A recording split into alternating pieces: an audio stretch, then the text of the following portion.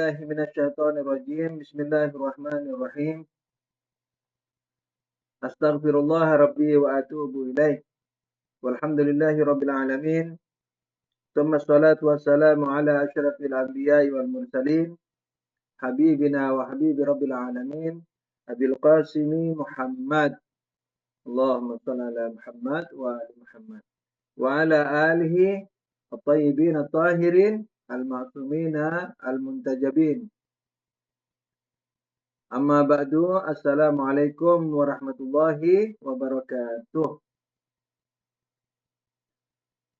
Puji syukur kehadirat Allah Subhanahu wa taala yang masih memberikan kesempatan kepada kita untuk bersuah, walaupun kita teruji ya dengan alat komunikasi kita. Alhamdulillah kita masih bisa sabar, dalam artian ulet, jadi berusaha terus ya yang lebih bagus. Itu taufik dari Allah, tidak sembarang orang mendapat taufik belajar, taufik mengajar, taufik berjuang, taufik berjihad ketika diperlukan Islam tentunya. Bukan yang mengatasnamakan jihad tentunya. Ala kulli hal, kita wajib memanjatkan puji syukur kehadirat Allah Subhanahu wa taala, karena semua itu adalah inayah dan izinnya. Tentu saja inayah di sini bukan dinafasi dengan percaya qada-qadar, karena qada-qadar terhadap nasib manusia tidak ada dalam Ahlul Bait. Bahkan di Sunni yang Mu'tazilah juga nggak ada. Tapi harus dipahami bahwa ketika dikatakan seizin Allah, yakni ada dua makna, yakni seizin secara takwiniyah dan seizin secara tasyri'iyah. Seizin secara takwiniyah itu adalah seizin yang maha sebab. Jadi maha sebab kalau tidak menginginkan ikhtiar kita itu, walaupun kita memilihnya dan kita berusaha untuk melakukannya, kalau maha sebab tidak mengizinkan, tetap tidak akan terwujud perbuatan kita itu, baik taat atau maksiat. Nah, dalam pewujudan ya.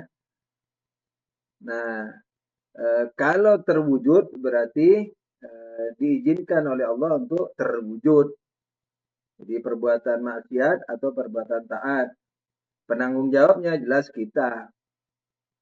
Karena kita yang memilih. Tuhan hanya mengizinkan untuk wujud. Untuk ada. Jadi sebagai maha sebab gitu ya. Nah, jadi dari sisi kalau kita katakan dengan izin Allah, nah itu maksudnya bukan ditentukan Allah bahwa kita ngaji atau tidak ngaji. Tapi kita yang memilih ngaji atau tidak ngaji, maksiat atau taat.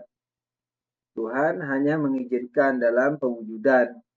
Hanya mengizinkan bukan sedikit fungsinya. Maksudnya hanya dalam artian tidak bertanggung jawab terhadap yang kita lakukan. Tapi dari sisi pewujudan sebab akibat bukan hanya, tapi segala-galanya. Karena Allah maha sebab ya. Maha sebab. Jadi sebabnya para sebab.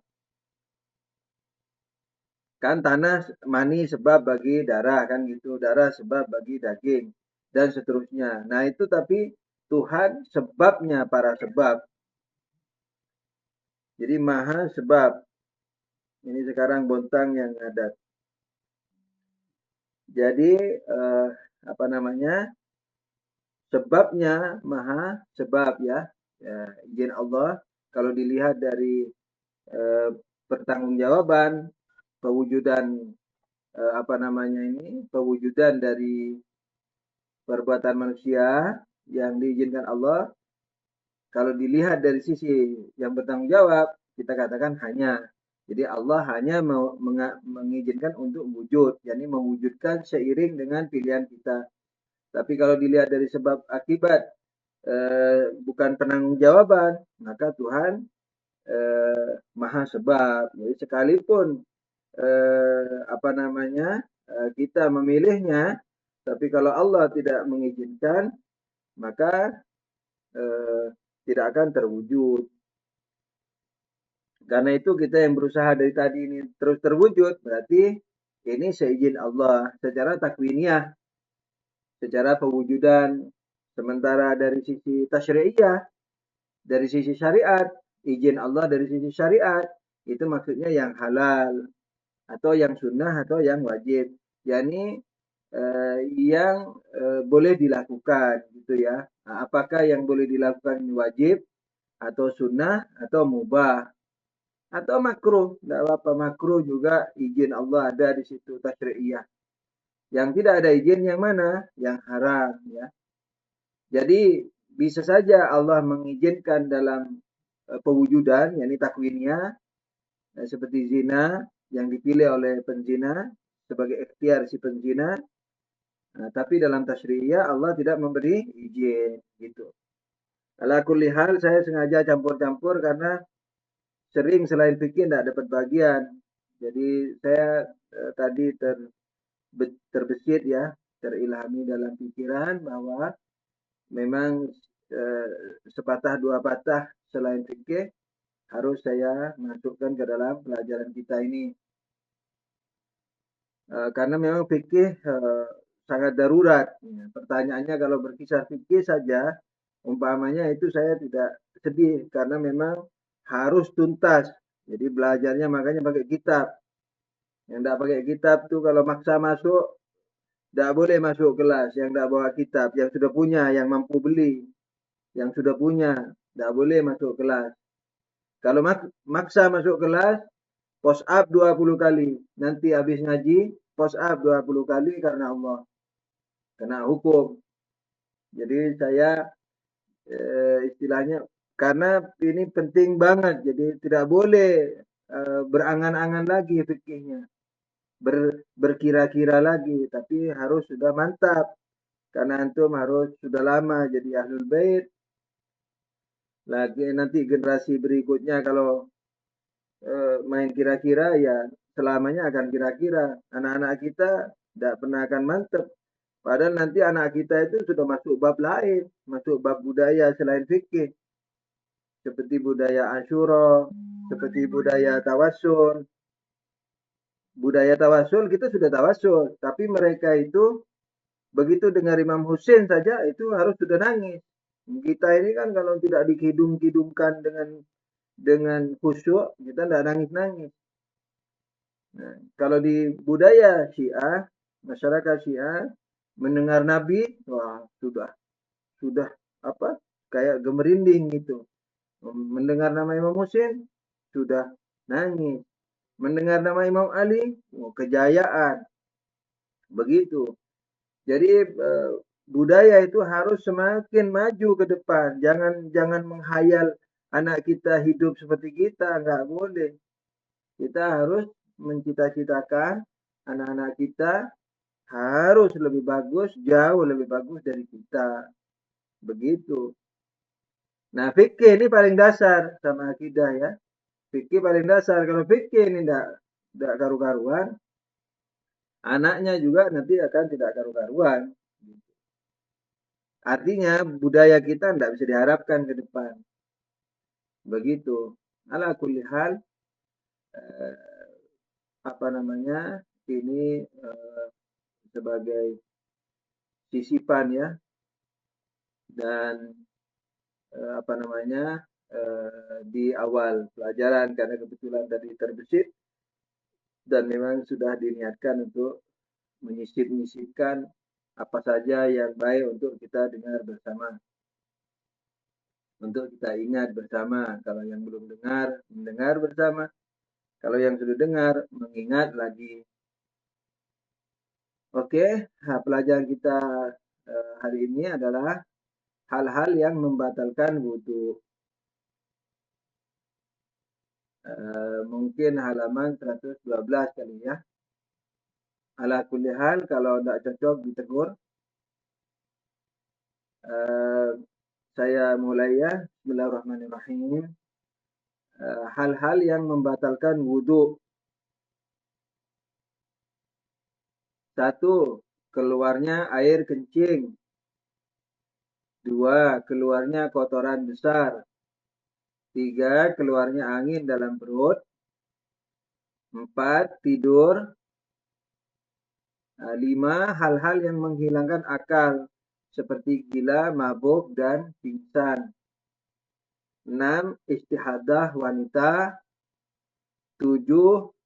Segala sesuatu yang menyebabkan mandi besar. Nah, ini mandi ini kurang, supaya istilah fikih ini kan, mandi, yakni mandi besar, kasih kurung besar. Oke, seperti janabah, darah haid. Haid ini kurang hanya karena dot itu dot, jadi haid ini pakai dot, jadi dh. Dan menyentuh jenazah. Nah, ini nanti mungkin akan dijelasin ya di bawah, tapi kayaknya enggak. Oke, baik, saya jelasin. Enggak dijelasin di bawah, berarti anak jelasin ya sekarang ini satu-satu, tapi secara ringkas karena anak rasa jelas ya. Saya ini terharu sekali loh kepada kajian ini. Walaupun apa namanya, kita mesti luangkan waktu ya, apalagi antum gitu ya. Dari rumah ke tempat kajian udah jauh. Kenapa saya merasa terharu? Karena kajian kita ini kalau niatnya karena Allah, luar biasa pahalanya. Karena pelajaran yang paling penting dalam Islam. Jadi setelah akidah, setelah keimanan. Nah, keimanan kan sudah beriman kita ini kan. Tinggal pendalaman itu sudah tidak terlalu wajib. Yang wajib sekarang ini fikih. Jangan mengira sudah tahu fikih. Kalau masih katanya-katanya, dengar dari teman. Nah, sekarang ngaji dari kitabnya. Ala kulli hal, alhamdulillah rabbil alamin. Sallu ala nabi. Allahumma salli ala Muhammad wa ala Muhammad wa ajin. Hal-hal yang membatalkan wudhu, keluar air kencing, ya. Jelas ini sudah, tidak perlu di. Jadi mau seember, mau setetes, mau seatom, maksudnya yang dirasa gitu, bukan atom nanti pakai mikroskop. Pokoknya setetes atau seember air kencingnya membatalkan kalau keluar ya, baik sedikit atau banyak. Keluarnya kotoran besar juga begitu, baik sedikit atau banyak. Keluar angin juga dari perut juga begitu, baik sedikit atau banyak. Tapi kalau ragu-ragu, tidak yakin itu kentut, maka kalau punya wudhu tetap wudhunya dianggap sah. Ragu-ragu, misalnya ini keluar, sering saya mendapat pertanyaan, saya sering seperti ada keluar kentut gitu, keluar angin gitu. Nah, itu kalau ragu, jadi tidak usah dihiraukan. Kadang-kadang kalau maaf ya, duburnya lagi basah, pantatnya basah, misalnya habis cebokan, apa mungkin menyimpan angin atau walhasil. Pokoknya kalau ragu, apa saja, mau kencing, mau kotoran besar, angin, kalau ragu, tidur juga begitu. Kalau ragu, maka dihukumi belum batal wudhunya. Nah, tidur ini, saya tidak tahu diterangin apa enggak, kayaknya tidak diterangin ya. Tidur ini yang dimaksudkan adalah tidur nyenyak, walaupun sebentar. Ukurannya kalau sudah tidak mendengar sesuatu. Jadi kalau mata terpejam, itu belum tidur, belum tentu tidur. Tapi kalau telinganya sudah tidak mendengar sesuatu, apalagi sampai terjorok gitu kan, kita sering duduk terus terjorok gitu ya sedikit. Nah, saking khusyuknya, saya ngajar di sini sering beraction, padahal antum tidak ngelihat saya. Jadi sampai kepala saya seruduk-serudukkan. mencontohkan terseruduk. Jadi sudah terbawa hawa muqabalah, jadi berhadap-hadapan dengan antum. Jadi perasaan saya berhadap-hadapan. Makanya sering saya di sini tangan saya main, kemudian seperti barusan ini saya tidak terasa mencontohkan menceruduk-cerudukan kepala, padahal antum tidak melihatnya. Ala kulli hal, mudah-mudahan menambah pengertian buat antum. Jadi kalau terseruduk misalnya, nah itu sudah nyenyak. Kalau tidak terseruduk, maka eh, ukurannya tidak mendengar suara apapun. Jadi tidak bisa mendengar suara yang ada, bukan sunyi. Mungkin eh, nuansanya lagi sunyi, nggak ada suara. Nah, tapi maksudnya tidak mendengar suara apapun, yakni suara yang ada sudah tidak terdengar oleh kita, itu tandanya kita sudah tidur, batal wudhunya.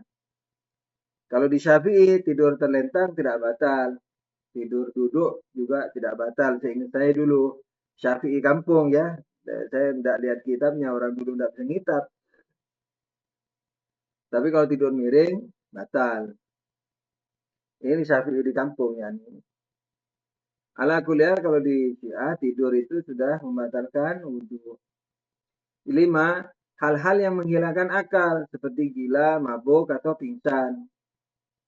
Jadi kalau disebut seperti ini gila, mabuk, oh nanti di Syiah boleh mabuk. Apa hubungannya? Mabuk tetap haram. Kalau sengaja, kalau dimabukin sama orang, ya misalnya disuntik heroin, naudzubillah, kayak di film-film itu, disuntik heroin, mabuk, nah batal wudhunya. Kalau memabukkan dirinya sendiri, ya selain haram, batal juga wudhunya. Nggak ada hubungannya ini. Kadang-kadang Wahabi begitu, melihat misalnya fikih di Syiah, kalau masuk dubur, misalnya sudah junub, nah itu diartikan apa? Diplesetkan ke gay. Apa hubungannya? Tidak ada hubungannya. Begitu. Jadi ini hanya fikihnya, baik dengan cara haram masuk, misalnya baik dengan cara haram mabuknya, atau dengan cara halal. Maksudnya dengan cara halal yakni dimabukin orang, misalnya kan dia tidak berdosa. Nah itu apapun itu kalau mabuk, wudhunya batal. Istihadah. Nah istihadah ini panjang ceritanya. Tuh. Padahal antum, oh yang ada wanitanya hanya Tangerang, tempat lain kayaknya nggak ada. Kasihan itu. Mereka mesti ngaji. Jadi jangan hanya lelaki yang ngaji, diajak wanitanya. Begitu.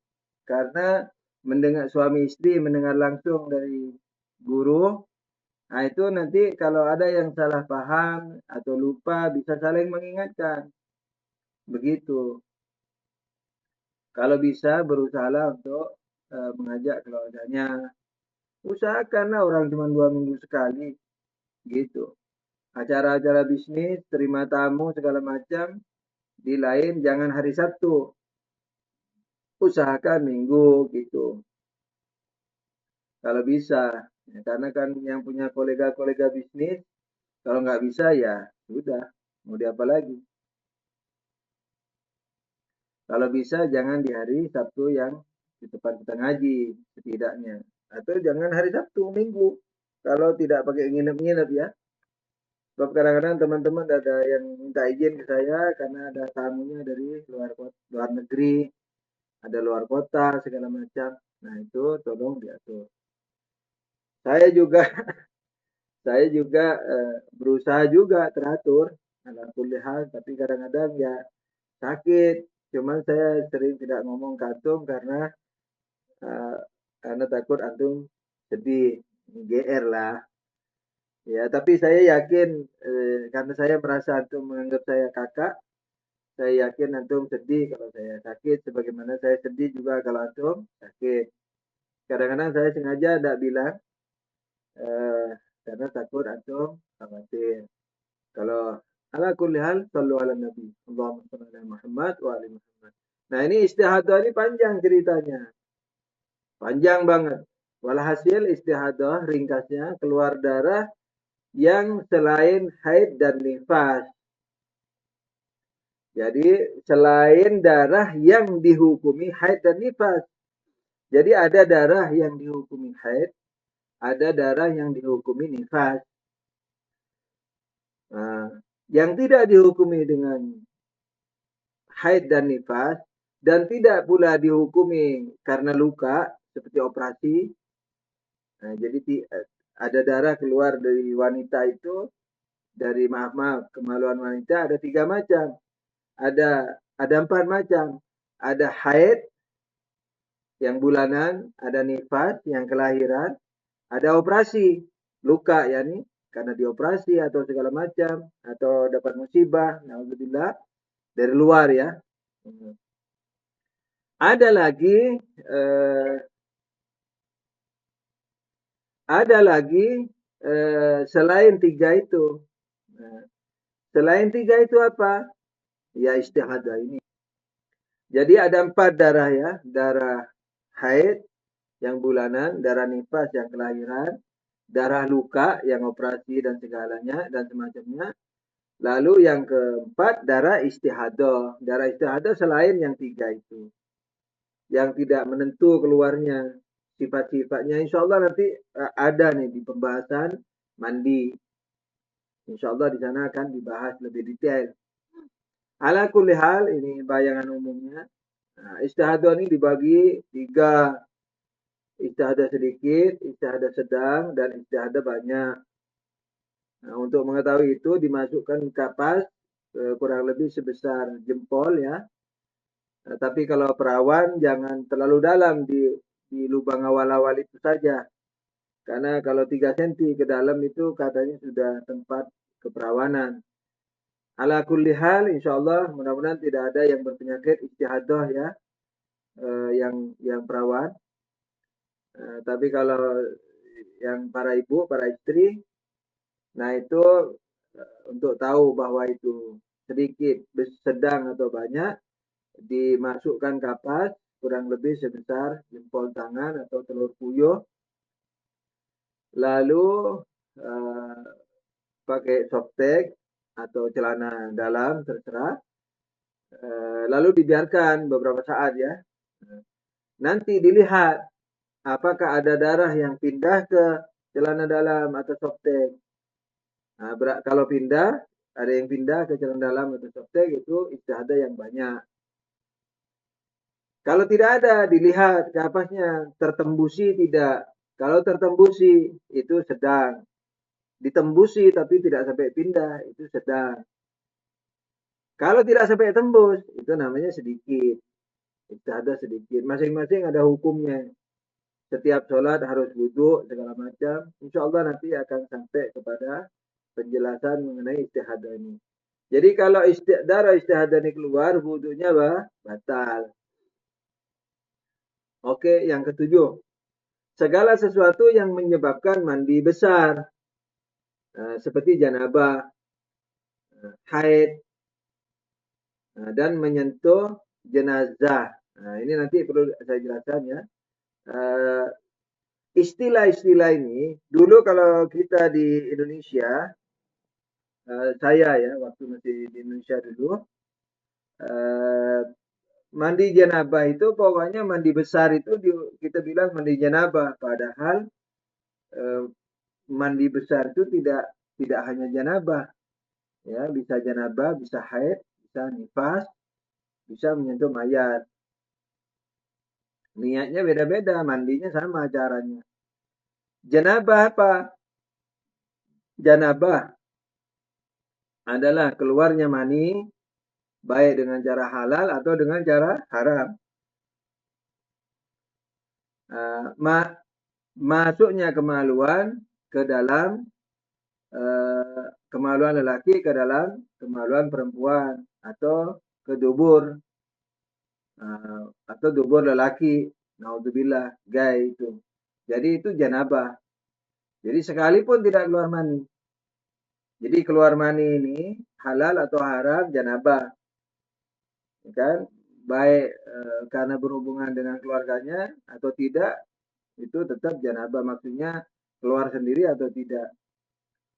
Atau masuknya kemaluan ke dalam dua lubang itu. Nah, masuknya ini tidak harus keluar mani.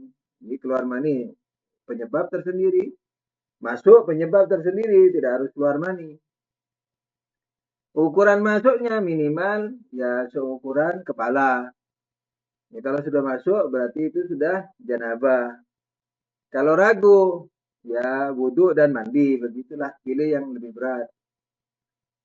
Nah, kalau puasa, guro-guro terasa guro enggak apa-apa ya, punya wudhu enggak apa-apa juga. Enggak batal selama tidak masuk, selama tidak keluar mani. Terus guro-guro misalnya ini sudah masuk belum? Nah, kalau mau hati-hati ya kalau puasa ya kafarah ya, tapi puasanya diterusin. Lalu untuk sholatnya mandi dan wudhu. Ala kulli hal, nah apa namanya? Itu janabah ya. Darah haid jelas yang bulanan punya hukum juga itu. Terus di dalam kurung ini dan menyentuh jenazah, menyentuh jenazah. Nah itu biasanya yang sudah dingin dan belum dimandikan. Biasanya begitu. Eh, Jadi yang masih eh, apa namanya yang sudah dingin dan belum dimandikan biasanya begitu. Tapi hati-hatinya karena di sini mutlak, eh, pokoknya menyentuh jenazah anggaplah wudhunya batal. Tapi kalau mandi menyentuh mayat itu syaratnya kalau mayatnya sudah dingin dan belum dimandikan. Jadi kalau menyentuh masih hangat belum wajib mandi, mandi besar ya. Nah, oh iya ini menyentuh mandi besar ini betul. Jadi yang membatalkan wudhu ini yang menyebabkan mandi besar betul. Berarti mayatnya harus sudah dingin dan belum dimandikan gitu. Jadi kalau masih hangat atau dingin tapi sudah dimandikan berarti wudhunya tidak batal. Apa saya tadi baru ngeh. Perhatian. A. Hal-hal yang membatalkan wudhu dinamakan dengan mubtilati wudhu. Mubtilat wudhu. Uh, Mubtilat wudhu, yakni pembatal wudhu. Istilah ini. Jadi kalau nanti saya ngasih ujian, mungkin saya tanyain yang hafalannya. Nah, jadi misalnya istilah apa yang membatalkan wudhu itu di istilah Arabnya apa? Antum bilangnya mubtilat wudhu. B. Dengan terjadinya hal-hal yang membatalkan wudhu, anak-anak yang belum balik pun, sebagaimana yang telah balik, akan menjadi muhdis, nah, yaitu wudhunya batal. Yani muhdis, yani orang yang membatalkan wudhu. Hadasah, yani muhdis orang yang melakukan hadas, gitu. Yani yang tadi itu, yang 7 itu, yakni kencing, buang kotoran besar, keluar angin, tidur dan seterusnya itu sampai 7. Oke ya, saya lanjut. Sallu ala Nabi, Allahumma salli ala Muhammad wa ali Muhammad. Hukum-hukum wudhu. Satu, ada berapa hukum di sini? Ada 3. Ya, kurang lebih ada 3 hukum wudhu mungkin ya. Lihat nanti ke bawah lah. Hukum-hukum wudhu. 1. Seseorang yang jahil, yakni yang tidak tahu, jahil itu bukan mengganggu ya. Jahil dalam bahasa Arab, yakni apa? Tidak tahu. Kalau di bahasa Indonesia kan, khususnya orang-orang Jakarta, jangan jahil, jangan ganggu. Mungkin saya juga salah. Nah, itu tukang jahil tuh. Jahil apa jahil? Tidak tahu. Nah, walhasil saya memahami jahil. Walhasil jahil di sini yakni tidak tahu. Seseorang yang jahil dan tidak mengetahui hal-hal yang membatalkan wudhunya, jahil yakni tidak mengetahui. Nah, kenapa dikasih dan? Kalau dalam bahasa Arab, dan ini dan bayan. Wau bayan. Ini dan maksudnya penjelasan. Jadi dia menjelaskan jahil. Ini dan kalau dalam bahasa Arab bisa pengedanan juga sebagaimana umumnya, bisa penjelasan. Nah, ini wau bayan. Nah, di sini wau bayan ini. Wau bayan ini dan penjelasan. Dan yang bermaksud menjelaskan. Seseorang yang jahil dan tidak mengetahui, yakni dan ini menjelaskan ya, jahil yakni tidak mengetahui hal-hal yang membatalkan wudhunya, dan setelah wudhu baru menyadari hal tersebut, wajib baginya untuk mengulang wudhunya untuk amalan-amalan yang mensyaratkan taharah. Dan bila dia telah melakukan salatnya dengan wudhunya yang batal, maka dia pun wajib untuk mengulang salatnya. Jadi orang yang tidak tahu, bayangin nih ya, orang yang tidak tahu hukum membatalkan, seseorang yang jahil dan tidak mengetahui hal-hal yang membatalkan wudhunya, dan setelah wudhu baru menyadari hal tersebut, itu wajib baginya untuk mengulang wudhunya. Untuk kalau mau beramal terhadap amalan-amalan yang perlu wudhu. Kalau enggak, ya enggak perlu. Nah, gitu. Jadi misalnya, makanya jahil itu tidak boleh di Syiah. Ya, kalau di Sunni kan dulu enak. Oh, tidak tahu ya. Oh, tidak apa-apa. Ya, kalau di Syiah tidak boleh tidak tahu fikih. Harus diulang sholatnya, puasanya. Waduh, berarti. Untung kalau tidak kafarah. Gitu. Makanya di Syiah, kalau jadi Syiah, nah itu secara wajibnya ya, itu harus langsung belajar fikih. Tidak boleh sholat, tidak boleh wudhu kalau belum tahu hukumnya. Sampai waktu sholatnya mau habis. Nah, di akhir-akhir baru wudhu sebisanya, baru sholat sebisanya. Nanti masuk sholat berikutnya, itu tidak boleh sholat. Di awal-awal waktu tidak boleh wudhu. Harus belajar dulu. Sampai waktu sholat berikutnya mau habis. Begitu mau habis, baru boleh wudhu sebisanya, boleh sholat sebisanya. Untuk sholat berikutnya begitu juga, nggak boleh sholat di awal-awal waktu. Wajib belajar. Awal waktu sunnah. Sholat yang benar, tahara yang benar, wudhu yang benar, wajib.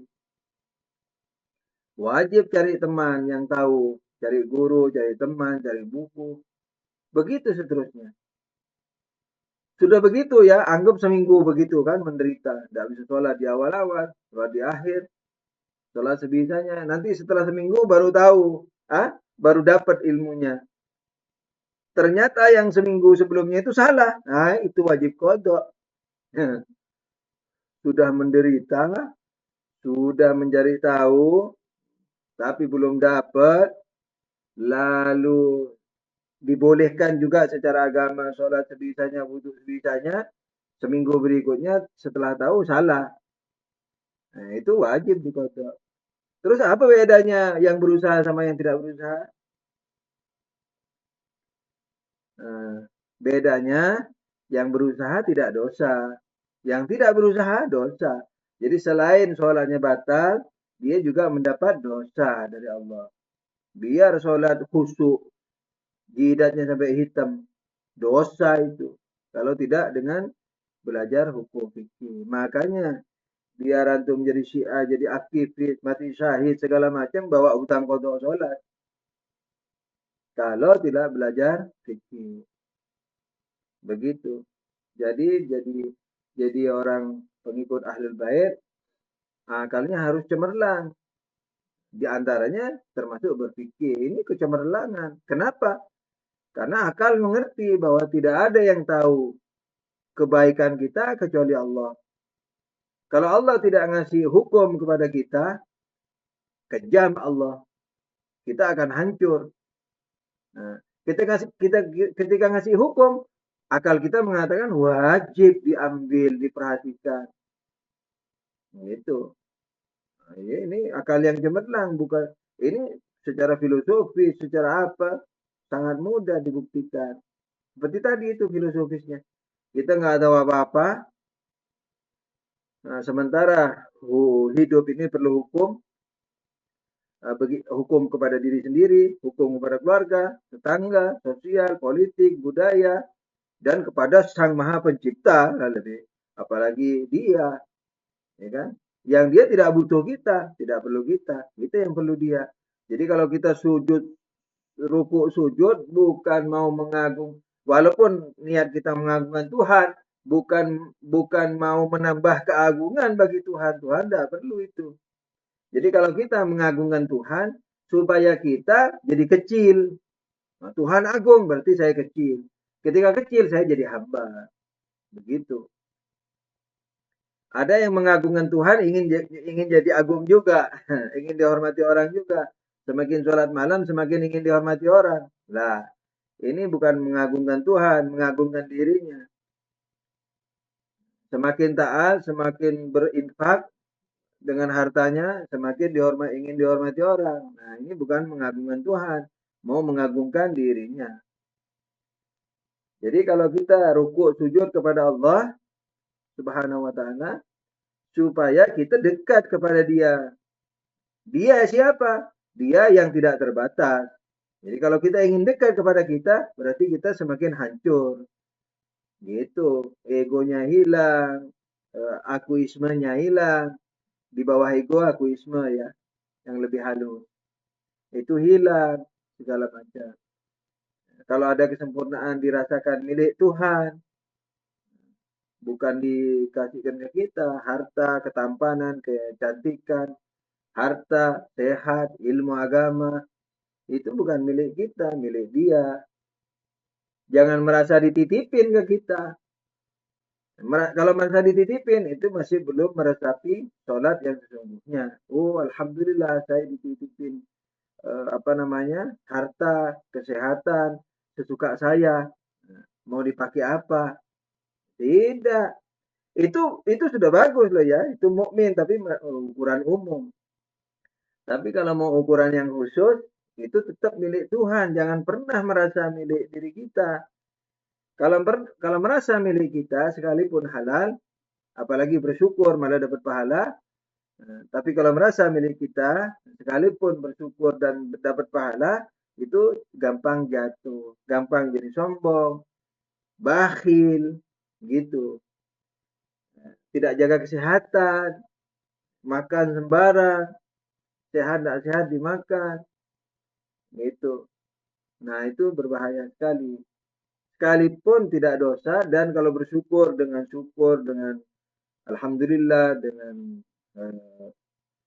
bersedekah misalnya, dengan sholat misalnya, itu dapat pahala. Tapi dalam bahaya. Ini gampang jatuh. Nah, kalau tidak ingin gampang jatuh, rasakan kalau semua itu milik Tuhan.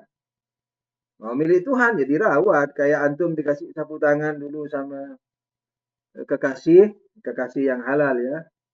Seperti ibu misalnya ngasih kita sapu tangan, wah dijaga. Enggak biasanya kalau ibu, kalau kalau pacar biasanya, tapi pacar haram ya. Jadi saya mau ngasih contoh yang haram, tidak enak. Jadi dirawat gitu. Jadi ini milik Tuhan, tubuh milik Tuhan, tidak boleh sembarang makan sembarang. Yang halal, yang haram harus dipisah. Yang halal juga yang menghancurkan badan, membuat mah, apa segala macam, pedas-pedas yang sangat umpama dan seterusnya, merokok misalnya. Itu eh, dirawat milik Tuhan kan gitu. Harus dibuat mengkilat. Kayak punya akik yang baru beli itu digosok-gosok terus ke baju. Nah, begitu juga merawat badan ini dan seterusnya. Sallu ala Nabi, Allahumma shalli ala Muhammad wa ali Muhammad. Jadi Kalau sholatnya itu tidak benar, apapun alasannya, baik dia sengaja tidak belajar, di mana itu dosa, atau sudah belajar jungkir balik tapi belum mendapatkan ilmunya, nah kalau salah wajib diulang. Kalau sengaja tidak berusaha, selain wajib mengulang, dia mendapat dosa. Nah, kalau dia mengulang dan beristighfar kepada Allah, minta ampun sama Allah, insya Allah dosanya diganti pahala. Jadi jangan putus asa, sekalipun melakukan dosa. Ala kulli hal, jadi ini sedikit keluar dari pembahasan fikih, dilihat dari kacamata fikih, tapi melihat fikih dari kacamata ma'rifat. Kalau mau kerennya di Islam ya, kalau atau di filsafat. Ini cara jadi menata fikih dengan kacamata ma'rifat atau dengan kacamata filsafat.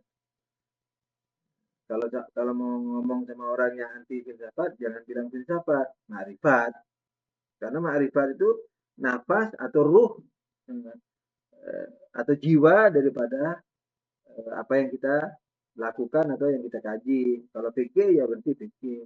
Kalau bercocok tanam atau bisnis berarti jiwa dari bercocok tanam dan bisnis. Ma'rifahnya itu apa? Gitu. Nah, ma'rifah ruku sujud sama Tuhan ini atau berwudu ini segala macam atau fikih ya, fikih secara umum itu bukan mau mengikat kita, tapi justru ingin menaikkan derajat kita. Naikkan derajatnya ini derajat sebagai apa? Di hadapan siapa?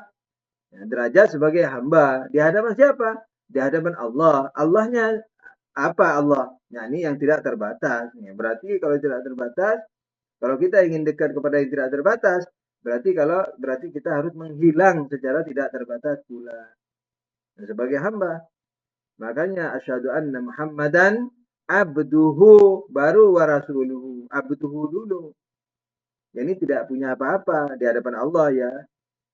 Di hadapan kita agung, di hadapan Allah tidak punya apa-apa. Kita wajib menghormati Rasulullah, jangan menghina. Ini maksudnya di hadapan Allah beliau salawatullah alaihi wa ala ahli baitihi beliau tidak punya apa-apa. Beliau juga merasa seperti itu. Baru wa rasuluhu. Nah, karena tidak punya apa-apa itu yang diomongkan selalu Allah, selalu yang difirmankan Allah, yang dilakukan selalu yang disuruh Allah, tidak pernah berinisiatif sendiri, maka warasuluhu. Gitu. Aduh, nanti kemana-mana, nanti itu sudah ada yang tanya itu di benaknya. Kalau tidak berinisiatif sendiri, nanti jaber dong, determinis dong, tidak ikhtiar dong. Jadi kemana-mana ini pelajaran hari ini. Tidak demikian. Nah, jadi tidak berikhtiar. Nah, ikhtiar itu ada dua. Tidak berikhtiar juga ada dua. Tidak berikhtiar ada dua macam. Ada yang rada robot, ya, seperti robot, itu tidak ikhtiar kan. Robot, program komputer itu diprogram sama orang, robotnya. Robotnya nggak punya ikhtiar. Nah ini yang diyakini oleh qada dan qadar dari Tuhan itu oleh sebagian Sunni yang Asy'ari. Kalau Sunni Mu'tazilah nggak terima ini. Seperti robot, sudah ditentuin sama Tuhan. Nah itu tidak berikhtiar. Ada lagi tidak berikhtiar, nah, tapi berikhtiar. Misalnya, contoh nih ya, orang tua kita bilang sama kita, nak, kamu boleh taat sama saya, boleh juga tidak. Dalam hal-hal yang sejalan dengan Islam loh. Saya tidak mau menyuruh kamu yang haram. Enggak, yang sejalan dengan Islam. Kamu kan punya ikhtiar, boleh taat atau boleh tidak taat. Tapi kalau kamu tidak taat, saya tidak halal air susuanku yang kuberikan dulu. Misalnya. Nah, kita sebagai anak, waduh, kalau tidak taat sama ibu, sementara perintahnya yang baik untuk kita, sendiri dan di jalan Allah, berarti dua nih dosanya. Dosa sama Allah, dosa juga sama orang tua, tidak halal. Aduh, bahaya nih masuk neraka nih. Nah, sebaiknya saya lakukan aja perintah ibu. Gitu. Eh, jadi dia tidak punya ikhtiar lagi karena sudah kebiasaan mengikuti, sudah kebiasaan berikhtiar dengan ikhtiarnya yang disuruh ibu, maka dan itu sudah jadi malakah, sudah jadi substansi, jadi kejiwaan kita, maka apa? Maka kita apa namanya? Seakan-akan sudah menjadi eh, apa namanya? Tidak berikhtiar gitu. Nah, begitu juga kepada Tuhan. Jadi tidak berikhtiar ini maksudnya berikhtiar untuk tidak berikhtiar. Jadi saya mau berikhtiar dengan apa saja yang diikhtiarkan Allah ke saya, yang disuruh Allah ke saya, bukan yang ditulis Allah loh ya, beda.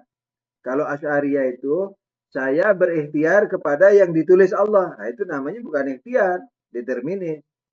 Tapi saya berikhtiar kepada yang disuruhkan Allah, bukan yang dituliskan oleh Allah. Nah ini ikhtiar namanya. Kenapa kamu sholat? Ya Allah. Kenapa kamu tidak mau makan babi? Ya Allah yang nyuruh. Jadi, aduh, saya kaget. Jadi, apa namanya? eh, jadi ikhtiarnya itu sudah diserahkan kepada apa yang disuruhkan kepada kita oleh Allah Subhanahu wa taala. Nah, dengan demikian maka abduhu di sini yakni tidak memiliki ikhtiar apapun, tidak memiliki apapun, bukan tidak memiliki ikhtiar, tidak memiliki tidak memiliki apapun, yakni eh, eh, termasuk ikhtiarnya karena sudah diserahkan kepada Allah Subhanahu wa taala. Jadi ikhtiar kita seiramakan dengan eh, yang diikhtiarkan Allah kepada kita, yakni yang disuruhkan Allah kepada kita. Kanjeng Nabi Shallallahu Alaihi Wasallam juga demikian. Bukan juga beliau rajanya menghamba kepada Allah. Kita yang mau juga ingin seperti Nabi, tapi ya tidak sebayang-bayang Nabi pun. Tapi ala kulli hal wajib kita berusaha untuk mengikuti beliau sallallahu alaihi wa ala ahli baitihi at-tahirin al-mazlumin.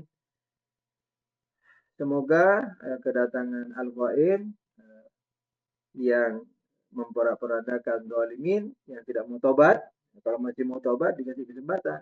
Kalau tidak mau tobat akan dihancurkan. Semoga kedatangan beliau akan segera datang, akan segera tiba. Amin ya rabbal alamin.